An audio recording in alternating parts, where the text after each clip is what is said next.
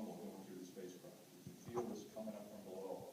And it's like an earthquake almost, is what it feels like. And as you're moving back and forth, the count goes down to zero. Right at zero, the solid rocket booster's light, and it is like somebody kicking the back of your chair as hard as they can. It's this big jolt. And all of a sudden, it's like driving down the worst road you've ever driven down at 90 miles an hour. Because it's a pretty rough ride, and it's just bouncing you all over the place.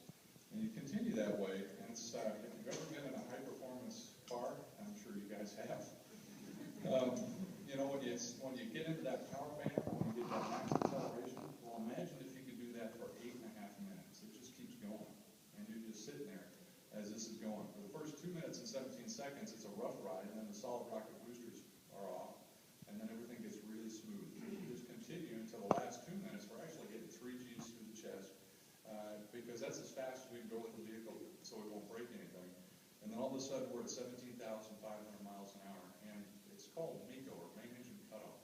And when that happens, it's like a switch. You're getting pushed back in your seat at 3 Gs, and then all of a sudden, nothing. You're just sitting there. And it was like the biggest letdown in the world. And I'm sitting here, and all of a sudden, I'm expecting all kinds of sensations, emotions, you know, and nothing. I'm just sitting there. Oh, wow, I expected more out of it than that. And then all of a sudden, I start noticing things are floating around me. And I thought, hey, that's pretty cool. And so I thought, well, I got to see this. So right at that moment, we were called to take off our helmets, and it's time to get ready to start doing all the rest of the work we got to do. So I took my helmet off, and I thought, I got to see this. So I just let go, and it did this 3/4 turn right in front of me.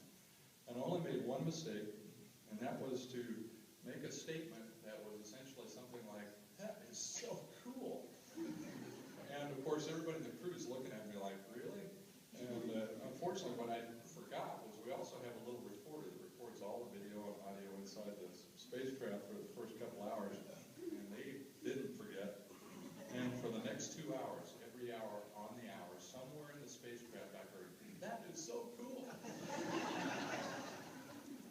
So that was STS-89, and it was a great experience flying up there. We flew with the Russians, and our job was really just to try to move, we actually accomplished, now move 9,000 pounds a year between the two spacecraft, transfer a couple of U.S.